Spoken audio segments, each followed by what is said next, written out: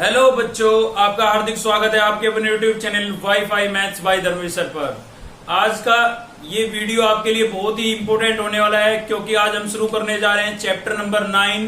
Chapter number 8 तक हम complete कर चुके हैं। ठीक है, चैप्टर नंबर 9 शुरू करने जा रहे हैं। सबसे अच्छी बात यह है कि इसमें केवल एक ही एक्सरसाइज है और उस एक्सरसाइज के अंदर 16 क्वेश्चन है, और इन्हीं क्वेश्चनों में से सभी बोर्ड के अंदर एक क्वेश्चन जरूर बनता है, वो भी ऐसे type long answer type question बनता है, मतलब ज्यादा नंबर का क्वेश्चन बनता है। ठीक है, तो आज का जो हमारा टॉपिक है वो है chapter number 9 application of trigonometry. तो नाम से ही, चैप्टर के नाम से ही पता लग रहा है कि हम क्या पढ़ने वाले हैं, ट्रिग्नोमेट्री का यूज पढ़ने वाले हैं। भाई ट्रिग्नोमेट्री का हम कहां पर यूज कर सकते हैं। ठीक है, तो देखिए कहां पर यूज कर सकते हैं। भाई ट्रिग्नोमेट्री का एक एग्जांपल ले लेते हैं। मान लीजिए ये आपके पास क्या है, कोई टावर है। भाई क्या है, कोई टावर। ठीक है, और यहाँ पर मान लीजिए आप खड़े हो।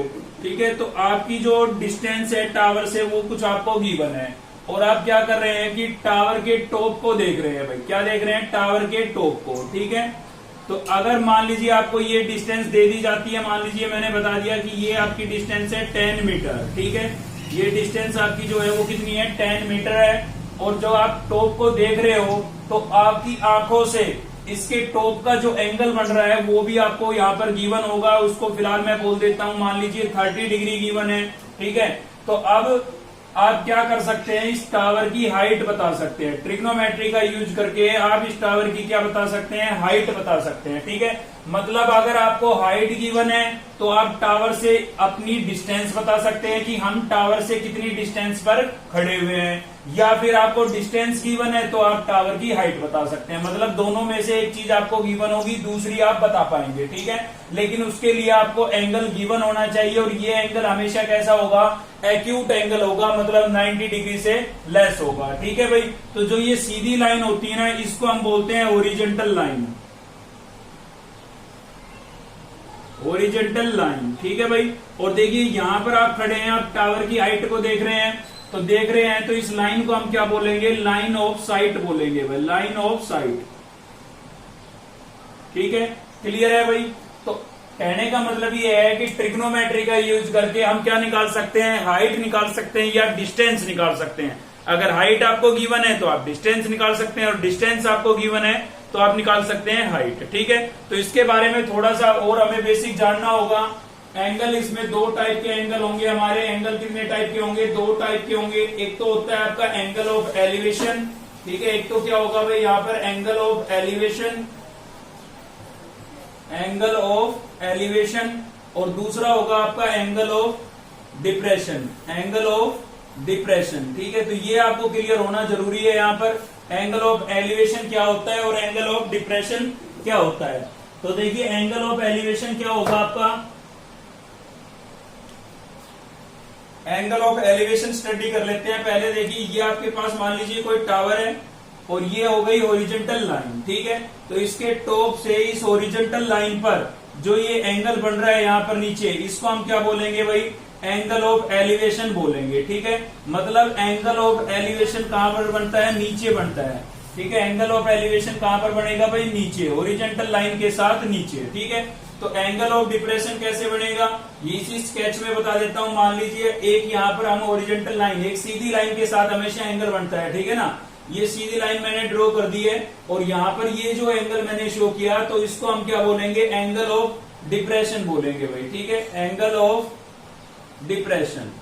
क्लियर है। तो क्वेश्चन में आपका अगर आपको गिवन है कि एंगल ऑफ एलिवेशन, तो आप एंगल को कहां पर शो करेंगे, नीचे शो करेंगे, हॉरिजॉन्टल लाइन के साथ, सीधी लाइन के साथ। ठीक है, हॉरिजॉन्टल लाइन आपको समझ में आ गई होगी यहाँ पर। ठीक है, तो अगर एंगल ऑफ एलिवेशन आपको गिवन है तो आप कहां पर शो करेंगे, हॉरिजॉन्टल लाइन के साथ शो करेंगे, और एंगल ऑफ डिप्रेशन गिवन है तो आप ऊपर शो करेंगे, हॉरिजॉन्टल लाइन ड्रॉ करके डॉटेड में। ठीक है, डॉटेड में ऐसे हॉरिजॉन्टल लाइन ड्रॉ कर लेंगे और इसके साथ एंगल ऑफ डिप्रेशन शो कर देंगे। तो याद रखना है, एंगल ऑफ एलिवेशन दिया हुआ है तो कहां पर दिखाएंगे, नीचे, और एंगल ऑफ डिप्रेशन दिया हुआ है तो कहां पर दिखाएंगे भाई, ऊपर दिखाएंगे। ठीक है, इसी के अलावा आपको जरूरत पड़ेगी इस चैप्टर में ट्रिग्नोमेट्री की टेबल की। ठीक है, table of trigonometric function, table of trigonometric function, trigonometric function. ठीक है, तो देखिए टेबल मैंने आपको पहले ही याद करा दी है। कहां पर याद कराई है? एक्सरसाइज 8.2 को जब हमने स्टडी किया था तो उससे पहले हमें टेबल की जरूरत पड़ी थी, तो वहां पर मैंने आपको टेबल को कैलकुलेट करना भी बताया कि भाई टेबल को आप कैसे निकाल सकते हैं, ठीक है ना, कैलकुलेट कैसे कर सकते हैं ये भी बताया था, और साथ ही उसको याद करने का तरीका भी बताया था, ठीक है। तो आपको क्या करना है, टेबल आपको जरूर याद कर लेनी है, क्योंकि टेबल का इसमें मेन रोल है, क्योंकि हमें ट्रिग्नोमेट्रिक फंक्शनों की वैल्यू रिप्लेस करनी होगी गिवन एंगल पर, तो टेबल की तो भाई जरूरत पड़ेगी। तो आपको केवल एक काम करना है, टेबल याद कर लेनी है, और टेबल में भी आपको फर्स्ट 3 ट्रिग्नोमेट्रिक फंक्शनों की याद कर लेनी है, साइन, कोस और टेन की। फर्स्ट 3 की याद कर लीजिए, क्योंकि बाकी के जो 3 हैं वो इन तीनों के क्या होते हैं, रेसिप्रोकल होते हैं, ठीक है। अब आपको देखिए स्क्रीन पर दिखाई दे रहा होगा, अब इन्हीं चीजों को, एंगल ऑफ एलिवेशन को और एंगल ऑफ डिप्रेशन को आपको मैं स्क्रीन पर दिखा देता हूं। स्क्रीन पर आपको दिखाई दे रहा होगा एक मीनार दिखाई दे रही होगी, कुतुब मीनार, ठीक है, जिसमें आपको दिख रहा होगा नीचे ABE करके जो दिखाई दे रहा है वो आप लोग है, मतलब कोई भी बंदा खड़ा है, ठीक है ना। तो कोई भी बंदा है जिसकी हाइट दिखाई है किससे शो कर रखी है, AE से, और यहाँ पर आपको एरो का साइन लग के दिखाई दे रहा होगा एंगल ऑफ एलिवेशन। तो आप समझ रहे होंगे कि एंगल ऑफ एलिवेशन कहां पर बनता है, नीचे बनता है ओरिजेंटल लाइन के साथ, और साथ ही आपको लाइन ऑफ साइट भी नजर आ रही होगी, ठीक है। तो इसमें आपको डिस्टेंस गिवन होगी तो आप मीनार की हाइट बता सकते हैं, या मीनार की हाइट आपको गिवन है तो आप डिस्टेंस बता सकते हैं, मतलब दोनों में से एक चीज आपको गिवन होनी चाहिए, ठीक है। अब हम स्केच देखेंगे किसका, एंगल ऑफ डिप्रेशन के लिए। तो यहाँ पर आपको नजर आ रहा होगा बिल्डिंग पर एक लड़का है, शायद लड़का नहीं, आई थिंक लड़की है, क्योंकि पीछे चोटी दिखाई दे रही है भाई इसकी, ठीक है ना। तो ये लड़की क्या कर रही है, बिल्डिंग पर बैठी हुई क्या देख रही है, फुटबॉल को देख रही है। एक ऑब्जेक्ट लिखा हुआ नजर आ रहा होगा आपको, तो वो क्या है, फुटबॉल जैसी कोई चीज है, उसको ये देख रही है, ठीक है। तो लड़की ऊपर है तो आपका उसकी आंखों से जो एंगल बनेगा वो कौन सा एंगल बनेगा, एंगल ऑफ डिप्रेशन बनेगा भाई, ठीक है। तो ओरिजेंटल लाइन हमने देखी डॉटेड में शो कर रखी है यहाँ पर, और एंगल ऑफ डिप्रेशन आपको नजर आ रहा होगा, साथ ही लाइन ऑफ साइट, ठीक है। तो ये दोनों बातें आपको अच्छे से अब क्लियर हो गई होगी कि लाइन एंगल ऑफ एलिवेशन क्या होता है। तो जो एंगल नीचे बनेगा उसको हम क्या बोलेंगे, एंगल ऑफ एलिवेशन, और जो एंगल ऊपर बनेगा उसको बोलेंगे एंगल ऑफ डिप्रेशन, ठीक है। तो क्वेश्चन में आपको गिवन होगा एंगल ऑफ एलिवेशन अगर गिवन है तो आप नीचे शो करेंगे, और एंगल ऑफ डिप्रेशन अगर गिवन है तो आप ऊपर शो करेंगे, ठीक है। तो इसके अलावा आपकी जो टेबल थी, टेबल भी आपको मैं एक बार स्क्रीन पर दिखा देता हूं। तो टेबल अब आपको स्क्रीन पर नजर आ रही होगी, ठीक है ना। तो इस टेबल को आपको याद कर लेना है, कंप्लीट याद नहीं होती है तो फर्स्ट 3 ट्रिग्नोमेट्रिक फंक्शन जरूर याद कर लेने हैं, ठीक है ना। अक्सर बच्चे ये सोचते हैं कि हम टेबल को कैलकुलेट कर लेंगे, देखिए कैलकुलेट तो आप कर सकते हैं, कैलकुलेट करना मैंने बता भी रखा है, बहुत ईजी है, ठीक है। एक्सरसाइज 8.2 में हमने डिस्कस किया था, आप एक्सरसाइज 8.2 की वीडियो देख लें, जिसका लिंक आपको इस वीडियो के डिस्क्रिप्शन में मिलेगा, ठीक है। उस वीडियो को आप देख ले, उसमें आपको टेबल समझ में आ जाएगी कैसे कैलकुलेट करते हैं, अगर आपने नहीं देखी है तो, ठीक है। लेकिन कैलकुलेट करने में समय ज्यादा लगता है, ठीक है भाई। तो याद कर लेंगे तो बहुत अच्छी बात है, 6 के 6 की याद रखते हैं वैल्यू आप, बहुत अच्छी बात है। अगर नहीं होती है तो फर्स्ट 3 ट्रिग्नोमेट्रिक फंक्शनों की आप वैल्यू याद कर लें, उनका हम रेसिप्रोकल करके यूज कर लेंगे, ठीक है। चलिए अब शुरू करते हैं हम अपनी एक्सरसाइज। तो एक्सरसाइज है हमारी 9.1, और इस चैप्टर में केवल एक ही एक्सरसाइज है, ठीक है भाई। क्वेश्चन कराने से पहले मैं आपको एक बात और बता देता हूं यहाँ पर, कि इसमें केवल 2 टाइप के क्वेश्चन हम स्टडी करेंगे। एक तो वो क्वेश्चन स्टडी करेंगे जिसमें एक सिंगल ट्रायंगल होगी, कैसी ट्रायंगल होगी भाई, सिंगल ट्रायंगल होगी, जिसके अंदर ट्रायंगल क्या होगी, सिंगल, मतलब जिस स्केच के अंदर मेन रोल है यहाँ पर स्केच का, स्केच आपको बनाना समझना है, ठीक है। स्केच अगर आप बना लेते हैं तो मैक्सिमम क्वेश्चन सोल्व हो ही जाता है, ठीक है भाई। तो 2 टाइप के क्वेश्चन होंगे, केवल 2 टाइप के, दोनों को मैं आपको अलग अलग तरीके से मतलब सेपरेट समझाऊंगा। तो आज केवल हम सिंगल ट्रायंगल की बात करेंगे, और एक होता है डबल ट्रायंगल के लिए, ठीक है, डबल ट्रायंगल जिसके अंदर बनेगी। तो हम किस टाइप की ट्रायंगल की बात कर रहे हैं, तो देखिए ट्रिग्नोमेट्री की कभी भी बात आती है, ट्रिग्नोमेट्री की कभी भी बात आती है, ट्रायंगल हमेशा आपकी कैसी होगी भाई, राइट एंगल ट्रायंगल होगी। कैसी ट्रायंगल होगी, राइट एंगल ट्रायंगल, चाहे वो चैप्टर 8 हो आपका और चाहे चैप्टर 9 हो, ठीक है। तो ट्रिग्नोमेट्री की कभी भी बात आए तो आपको याद रखना है कि ट्रिग्नोमेट्री में हमेशा कौन सी वाली ट्रायंगल यूज होती है, सॉरी यहाँ पर ट्रिग्नोमेट्री लिख दिया मैंने, राइट एंगल ट्रायंगल यूज होती है भाई। कैसी ट्रायंगल यूज होती है, राइट एंगल ट्रायंगल, ठीक है। तो आपको याद रखना है ट्रिग्नोमेट्री की कभी भी बात आए तो उसके अंदर हमेशा कैसी ट्रायंगल यूज होगी, राइट एंगल ट्रायंगल यूज होगी। चलिए अब हम क्वेश्चन देख लेते हैं अपना। तो क्वेश्चन नंबर फर्स्ट देख रहे हैं, स्क्रीन पर आपको क्वेश्चन नजर आ रहा होगा। पहले मैं इसकी स्टेटमेंट पढ़ रहा हूँ, आप ध्यान से सुने स्टेटमेंट को और समझने की कोशिश करें, क्योंकि स्टेटमेंट समझ में आएगी तभी हम उसका सोल्यूशन कर पाएंगे। ठीक है, तो क्या है आपका क्वेश्चन नंबर फर्स्ट बोल रहा है circus artist is climbing a 20 metre long rope. एक सर्कस का जो आर्टिस्ट है वो क्या करता है, 20 मीटर लंबी एक रस्सी है, ठीक है ना, वो लगी हुई है। स्केच भी इसका गिवन है, आपको ज्यादा दिक्कत नहीं आएगी इस क्वेश्चन में।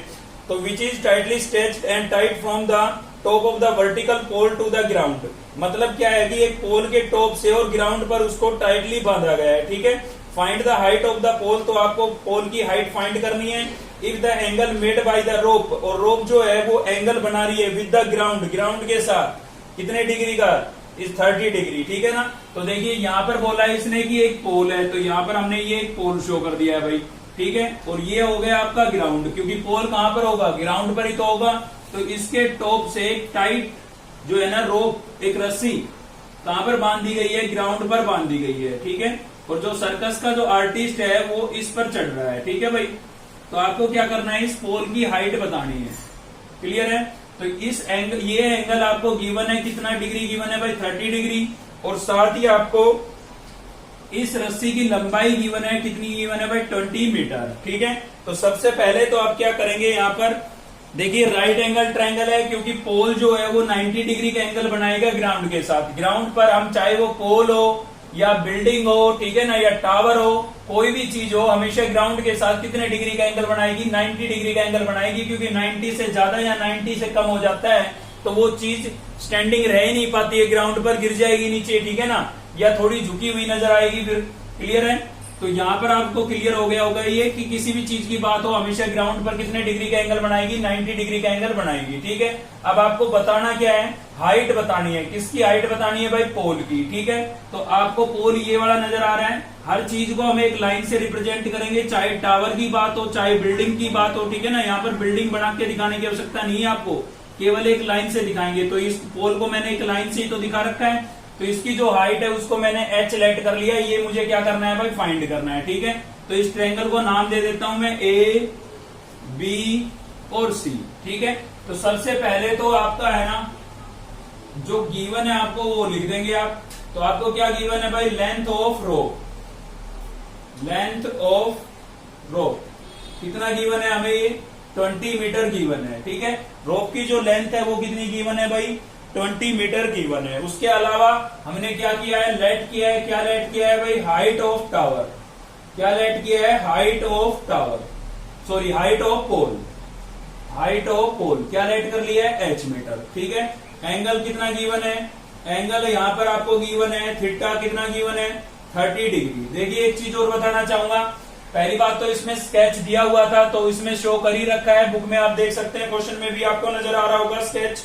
ठीक है, तो उसमें आपको दिखाई दे रहा होगा कि 30 डिग्री का एंगल गिवन है। अगर गिवन नहीं भी होता, अगर क्वेश्चन में ना तो ये बोला गया है कि एंगल ऑफ एलिवेशन है और ना ये बोला गया है कि एंगल ऑफ डिप्रेशन है, ठीक है, तो आपको हमेशा एंगल ऑफ एलिवेशन ही मान के चलना है। जब तक आपको ये नहीं लिखा मिलेगा कि एंगल ऑफ डिप्रेशन है, तब तक आप उसको एंगल ऑफ डिप्रेशन नहीं लेंगे, क्या लेंगे, एंगल ऑफ एलिवेशन लेंगे। ठीक है, चलिए आप बात करते हैं मुद्दे की। तो क्वेश्चन नंबर 1 to 5, 1 से 5 तक के क्वेश्चन आपके इसी तरीके के होंगे और आज केवल हम इतना ही कवर करेंगे। ठीक है, तो अगर सिंगल ट्रायंगल बनती है, कितनी ट्रायंगल नजर आ रही है आपको इस स्केच में, एक ट्रायंगल नजर आ रही है ना, तो जब भी सिंगल ट्रायंगल बनती है तो आपको क्या कंसेप्ट लगाना है भाई, जिसकी वैल्यू फाइंड करनी है उसको आप ऊपर लिखेंगे। किसकी वैल्यू फाइंड करनी है, AC की वैल्यू फाइंड करनी है। किसकी वैल्यू फाइंड करनी है, AC की। मैं साइडों की बात कर रहा हूं, ठीक है ना, वो H तो हमने लेट किया है उसको, लेकिन फाइंड क्या करना है हमें, AC साइड फाइंड करनी है। ठीक है, तो AC को आप ऊपर लिखेंगे। सिंगल ट्रायंगल की जब भी बात होगी, जो आपको फाइंड करना है वो ऊपर लिखना है, न्यूमिनेटर में लिखना है, और जो आपको गिवन है वो डेनोमिनेटर में लिखना है। ठीक है, तो आपको गिवन क्या है, आप देख सकते हैं आपको BC गिवन है, कितना गिवन है, 20 मीटर। ठीक है, तो AC क्या चीज है भाई, AC आपका परपेंडिकुलर है, राइट एंगल ट्रायंगल के हिसाब से AC जो है आपका, देखिए यहाँ पर 30 डिग्री का एंगल गिवन है, एक्यूट एंगल गिवन है, ये 90 डिग्री का है, तो ये आपका क्या हुआ, बेस हुआ, और बेस के साथ जो 90 डिग्री का एंगल बनाती है लाइन, वो आपका क्या होता है, परपेंडिकुलर। तो मैंने बोला कि AC मेरा क्या है, परपेंडिकुलर है। ध्यान देंगे, एक तरफ तो हम साइडें लिखेंगे, दूसरी तरफ हम लिखेंगे कि परपेंडिकुलर है, बेस है या हाइपोटेनस है। ठीक है, तो BC क्या है आपका, BC आपको दिखाई दे रहा होगा, हाइपोटेनस है। तिरछी लाइन क्या होती है, हाइपोटेनस होती है भाई। ठीक है, थोड़ा सा हम पंडित बद्री प्रसाद को भी याद करेंगे। पंडित बद्री प्रसाद हर हर बोले सोना चांदी तोले। ठीक है, तो आपको ये देख लेना है, यहाँ पर आपके पास बना है P/H। तो देख के आप इसमें बताएं मुझे कि P/H क्या होता है। ठीक है, तो आपको पता लग गया होगा कि P/H तो क्या होता है भाई, साइन थीटा होता है। अब थीटा जो है वो आपको क्या गिवन है, 30 डिग्री। ठीक है, तो आप लिखेंगे साइन 30। तो P/H आपका क्या बन गया है, साइन 30 बन गया है। और इधर आप इनकी वैल्यू रिप्लेस कर देंगे। तो AC को हमने क्या लेट कर रखा है भाई, H लेट कर रखा है। और BC आपको गिवन है 20 मीटर। ठीक है, BC आपको क्या गिवन है, 20 मीटर। क्लियर है। अब आपको क्या करना है, ट्रिग्नोमेट्रिक फंक्शन जो भी आया है उसकी वैल्यू रिप्लेस कर देनी है। तो साइन 30 की जो वैल्यू होती है वो क्या होती है भाई, 1/2 होती है। ठीक है, साइन 30 की जो वैल्यू होती है वो क्या होती है, 1/2। तो मैंने लिख दिया है 1/2। अब मुझे यहाँ से H कैलकुलेट करना है। तो 20 यहाँ पर डिवाइड हो रहा है, उधर जाके क्या होगा भाई, मल्टीप्लाई होगा। तो मैं लिख सकता हूँ 1/2 इंटू 20। 2 1 जा 2 और 2 10 जा 20। 10 पर कैंसिल हो गया, तो H इक्वल्स टू कितना आ गया भाई, 10 मीटर आ गया। ठीक है ना। तो H आपने क्या चीज लेट की थी, हाइट। तो यहाँ पर लिख के बताना है आपको, लास्ट में जो ये चीज आती है लिख के बताना जरूरी है, वरना हाफ या 1 मार्क्स आपका कट सकता है। ठीक है, तो क्या लिखेंगे हम, height of pole. Height of pole कितना हो गया हमारे पास, 10 मीटर हो गया भाई। क्लियर है, समझ में आया आपको ये क्वेश्चन। चलिए देखते हैं next question. Question number second screen पर आपको दिखाई दे रहा होगा। क्वेश्चन नंबर सेकंड, सबसे पहले हम इसकी स्टेटमेंट पढ़ लेते हैं। तो स्टेटमेंट में क्या बोल रहा है, tree break due to storm. मतलब एक पेड़ है जो कि तूफान आने से क्या हो जाता है, ब्रेक हो जाता है, टूट जाता है। ठीक है, थोड़ा सा इमेज माइंड में बनाते चले आप। तो आपका जो पेड़ है वो तूफान आने से क्या हो गया, टूट गया भाई। और टूट गया तो फिर क्या हुआ, टूटने के बाद क्या हुआ, एंड द ब्रोकन पार्ट, टूटा हुआ जो हिस्सा है वो बेंड हो जाता है। Show that the top of the tree touch the ground. जो टूटा हुआ पार्ट है ना वो बेंड हो जाता है, और बेंड होने के बाद उसका जो टॉप था, ऊपर का हिस्सा था, वो ग्राउंड को क्या करने लगता है, टच करने लगता है। थोड़ा थोड़ा माइंड में आप स्केच बनाते चलेंगे। ठीक है ना। Making an angle 30 degree with it. तो वो क्या करता है, ग्राउंड के साथ 30 डिग्री का एंगल बनाता है भाई। ठीक है, the distance between the foot of the tree to the point where the top of the touch the ground is 8 metre. देखिए क्या गिवन हो गया आपको स्टेटमेंट समझ में आएगी तभी उसका सॉल्यूशन समझ में आएगा, क्योंकि स्टेटमेंट से हम स्केच बनाएंगे और स्केच से ही हमारा क्या आता है, सॉल्यूशन आता है। तो देखिए इसने क्या बोला है, मैं फिर से पढ़ रहा हूं, the distance between the foot of the tree. मतलब जो ट्री का फुट है, यानी कि ट्री का जो निचला हिस्सा है, to the point where the top touch the ground. मतलब ट्री का जो टॉप है जो ग्राउंड को टच कर रहा है टूटने के बाद, उन दोनों के बीच की जो डिस्टेंस है वो कितनी है भाई, 8 मीटर है। कितनी है, 8 मीटर। तो find the height of the tree. तो आपको क्या करना है, ट्री की हाइट फाइंड करनी है। ठीक है, चलिए स्केच बना लेते हैं। तो आ जाते हैं बोर्ड पर, हम आपको दिखाई दे रहे हैं। मान लीजिए ये आपके पास एक ट्री था। ठीक है, ट्री कहां पर होगा भाई, ग्राउंड पर होगा। तो ये हमने ग्राउंड दिखा दिया है। ठीक है, तूफान आने से क्या हुआ, मान लीजिए यहां से ब्रेक हो गया। अब ये कोई जरूरी नहीं है मैंने यहां से ब्रेक कराया, आप भी यहां से कराए, थोड़ा ऊपर या थोड़ा नीचे ले सकते हैं। तो ब्रेक होने के बाद क्या होगा, ये ऊपर का जो हिस्सा है ये ऐसे नीचे गिर जाएगा भाई। तो नीचे ये ऐसे गिर गया, और गिरने के बाद इसने ग्राउंड को क्या किया है, टच किया है। ये एक्स्ट्रा है, इसको आप मिटा सकते हैं, कोई दिक्कत नहीं है। ठीक है, तो ऐसे वो ग्राउंड को क्या कर रहा है, टच कर रहा है।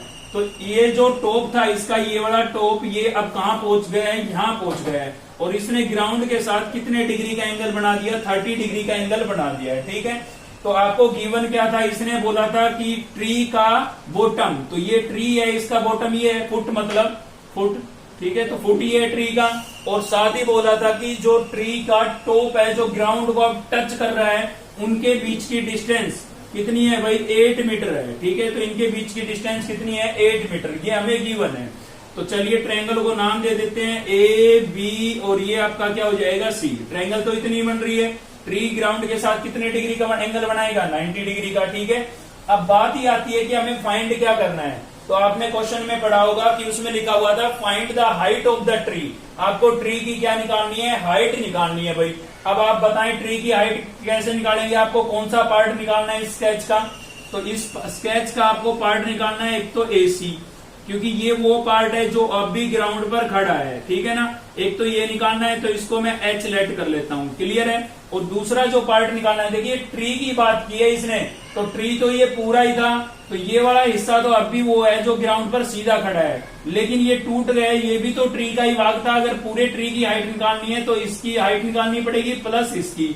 अब आप ये कहोगे ये तो ट्रायंगल की कोई साइड ही नहीं है, ट्रायंगल तो केवल इतनी बन रही है, तो इसकी हाइट कैसे निकाल सकते हैं भाई। ये टूटने के बाद यहाँ पर आया तो चीज तो वही है ना ये, तो आप ये वाली चीज निकाल लें, ठीक है। इसको मैं X सेलेक्ट कर लेता हूं, क्लियर है। इसको मैंने X सेलेक्ट कर लिया है, तो ये तो वो पोर्शन हुआ ट्री का, AC जो है ये पोर्शन, ये तो वो पोर्शन है ट्री का जो अभी फिलहाल खड़ा है, ठीक है ना। और ये वो पोर्शन है BC जो टूट चुका है, तो दोनों को अगर मैं ऐड कर देता हूं तो ट्री की हाइट नहीं आ जाएगी मेरे पास। स्केच समझ में आया, बहुत इंपॉर्टेंट क्वेश्चन है, कई बार पूछा जा चुका है एग्जाम के अंदर, ठीक है।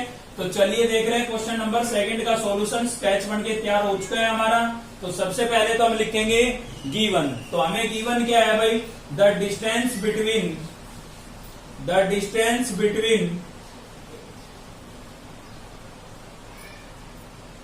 क्या गिवन है भाई, distance between foot of the tree.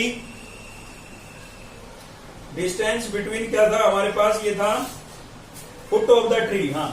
Distance between the foot of the tree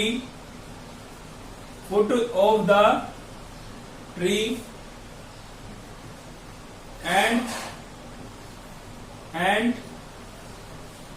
top of the tree, ठीक है। जो ट्री का टॉप था वो ग्राउंड को टच कर रहा है, ये बॉटम का यानी कि फुट का और ट्री के टॉप का, अब ये टॉप ग्राउंड को टच कर रहा है, तो इनके बीच की जो डिस्टेंस है वो कितनी गिवन है आपको, 8 मीटर गिवन है, ठीक है। आपको निकालना क्या था भाई, हाइट निकालनी थी, ठीक है ना, हाइट ऑफ द ट्री। तो वो हमने लेट कर लिया है, let height of the tree. तो क्या लेट कर लिया है वो हमने, देखिए ये वो पोर्शन हुआ जो अब भी है, मतलब AC वाला पोर्शन अब भी है जो खड़ा है सीधा, ठीक है। और टूटने वाला पोर्शन कौन सा है, BC। तो AC प्लस BC अगर हम करते हैं, मतलब ये वाला भाग प्लस ये वाला भाग, तो पूरे ट्री की हाइट नहीं आ जाएगी आपके पास, ठीक है। तो AC को हमने क्या लेट किया है भाई, AC को हमने लेट किया है H, और BC को हमने क्या लेट किया है, X लेट किया है। यानी कि अगर आपको ट्री की हाइट चाहिए तो इन दोनों की वैल्यू निकाल के आपको क्या करनी पड़ेगी, ऐड करनी पड़ेगी, ठीक है। चलिए अब चलते हैं इसके सॉल्यूशन की तरफ। एंगल आप लिखना चाहें तो लिख सकते हैं, ठीक है। इसमें बताया नहीं था कि एंगल ऑफ एलिवेशन है या एंगल ऑफ डिप्रेशन है, ठीक है। तो आप समझ जाना है कि जब कुछ ना बताए तो एंगल ऑफ एलिवेशन ये यानी कि नीचे ही दिखाना है। तो थीटा जो है आपको कितना गिवन है, यहाँ पर 30 डिग्री गिवन है, ठीक है।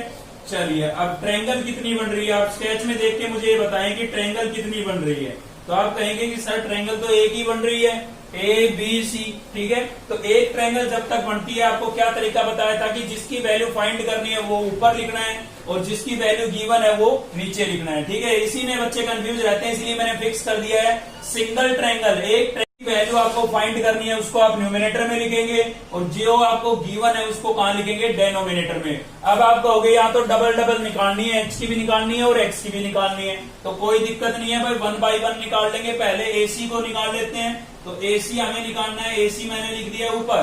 गिवन क्या है मुझे गिवन है AB की वैल्यू। अब की बार किसकी वैल्यू गिवन है भाई, AB की।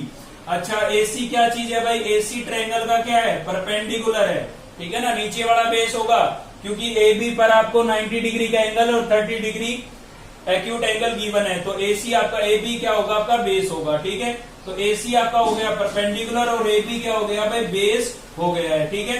अब इधर आप वैल्यू रखेंगे और इधर चेक करेंगे कि कौन सा ट्रिग्नोमेट्रिक फंक्शन बना, ठीक है। तो AC की वैल्यू हमने क्या रेट कर रखी है, H, और AB की वैल्यू आपको कितनी गिवन है भाई, 8, ठीक है। इधर P/B पंडित बद्री प्रसाद में आप चेक करें, P/B क्या होता है आपका, tan होता है भाई, क्या होता है, tan। और थीटा कितना गिवन था, 30 डिग्री, ठीक है। यहाँ पर आपको दिखाई दे रहा है, बिल्कुल दिखाई दे रहा है ना। तो चलिए यहाँ पर tan 30 की वैल्यू रिप्लेस कर देते हैं हम। tan 30 की वैल्यू क्या होती है भाई, tan 30 की वैल्यू होती है 1/√3, ठीक है। 8 यहाँ पर डिवाइड हो रहा है तो उधर जाके क्या होगा, मल्टीप्लाई होगा, ठीक है। 8 यहाँ पर डिवाइड हो रहा है, उधर जाके मल्टीप्लाई होगा, तो 1/√3 इंटू क्या हो जाएगा, 8, तो h की वैल्यू हमारे पास 8 को 1 से मल्टीप्लाई करेंगे, 8 अपॉन में कितनी आ गई, √3। तो h की वैल्यू 8 अपॉन √3 आ गई है। ठीक है, अब अगला काम है हमारा, अगला काम क्या है, हमें x की वैल्यू निकालनी है भाई। किसकी वैल्यू निकालनी है, x की। ठीक है, तो अब की बार x की वैल्यू निकालनी है तो हमें BC निकालना है मतलब, और गिवन आपको क्या है भाई, AB गिवन है। तो BC जो है आपने क्या लेट कर रखा है, x लेट कर रखा है। ठीक है, सॉरी, BC क्या चीज है, ट्रायंगल का कौन सा पार्ट है, हाइपोटेन्यूज है, तो किससे लिख देते हैं, H से। और AB क्या चीज है भाई, बेस है, बेस को किससे लिख देंगे, B से। अब आप पंडित बद्री प्रसाद में चेक करें कि H अपॉन B आपका क्या बना। तो देखिए H अपॉन B आपका क्या बन रहा है भाई, H अपॉन B। ठीक है, H अपॉन B, तो यहां से देखेंगे आप H अपॉन B, तो यहां पर होता था कोसिकेंट, यहां पर होता था सीकेंट, और यहां पर क्या होता था, कोट होता था। ठीक है, तो आपको नजर आ रहा होगा, नीचे से देखेंगे H अपॉन B है ना, H अपॉन B क्या बना भाई, सीकेंट बन गया। अच्छा, BC की वैल्यू क्या लेट कर रखी है आपने, x, AB क्या गिवन है आपको 8, और H अपॉन B बन गया हमारा सीकेंट। थीटा कितना है भाई, 30 डिग्री। अब सीकेंट 30 की वैल्यू आपको चाहिए, अगर आपको याद है बहुत अच्छी बात है, याद नहीं है तो cos 30 की तो जरूर याद होगी। ठीक है, तो cos 30 की वैल्यू आप बता दें मुझे, cos 30 की वैल्यू होती है √3/2। ठीक है, और सीकेंट cos का होता है रेसिप्रोकल, तो √3/2 का रेसिप्रोकल करेंगे, क्या आ जाएगा, 2/√3 नहीं आ जाएगा भाई। ठीक है, अब आपको क्या करना है, यहां से x की वैल्यू फाइंड करनी थी।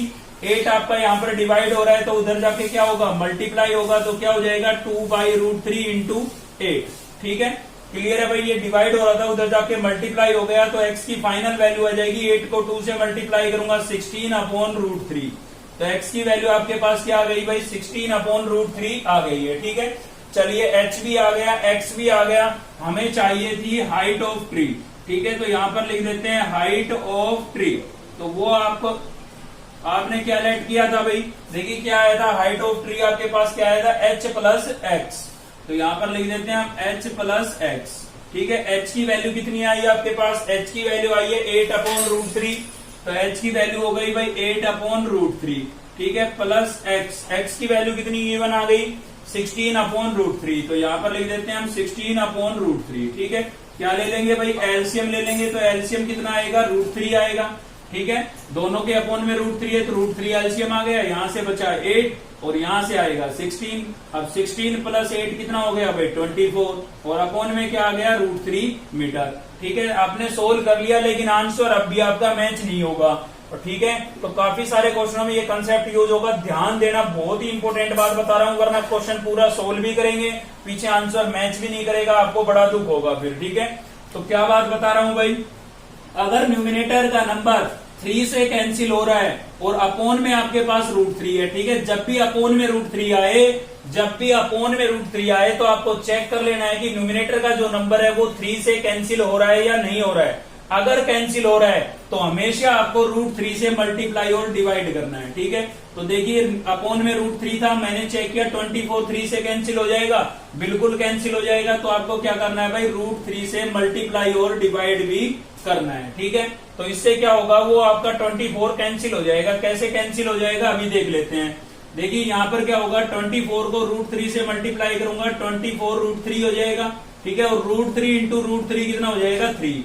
√3 इंटू √3 क्या हो गया भाई, 3। ठीक है ना, क्योंकि √9 होता है और 9 का स्क्वायर रूट 3 हो जाता है, या आप ऐसे समझ सकते हैं कि होल स्क्वायर होगा, स्क्वायर से स्क्वायर रूट कैंसिल हो जाएगा। तो 3 1 जा 3 और 3 8 जा 24। तो आपके पास फाइनल आ गया है 8√3 मीटर। ठीक है, तो हाइट ऑफ ट्री आपके पास कितनी आ गई भाई, 8√3 मीटर आ गई है। तो आपको एक बात अच्छे से समझ में आ गई होगी कि सिंगल ट्रायंगल जब भी बनती है तो आपको न्यूमिनेटर में किसको रखना है, जिसकी वैल्यू आपको फाइंड करनी है, और डेनोमिनेटर में किसको रखना है, जिसकी वैल्यू आपको गिवन है। इंपॉर्टेंट बात यही है, इसके अलावा आपको टेबल याद होनी चाहिए बस। ठीक है, तो नेक्स्ट लेंगे हम भाई क्वेश्चन नंबर 5। इससे पहले कि हम क्वेश्चन नंबर 5 को देखें, मैं आपको थोड़ा हिंट दे देता हूं। 4 तो बिल्कुल आपका इजी है, जैसे आपने क्वेश्चन नंबर 1 देखा है ना, सेम ऐसा ही आपका 4 है। ठीक है, कुछ ज्यादा चेंजमेंट नहीं है, बिल्कुल इजी सा क्वेश्चन है, तो 4 तो आप इजीली कर लेंगे।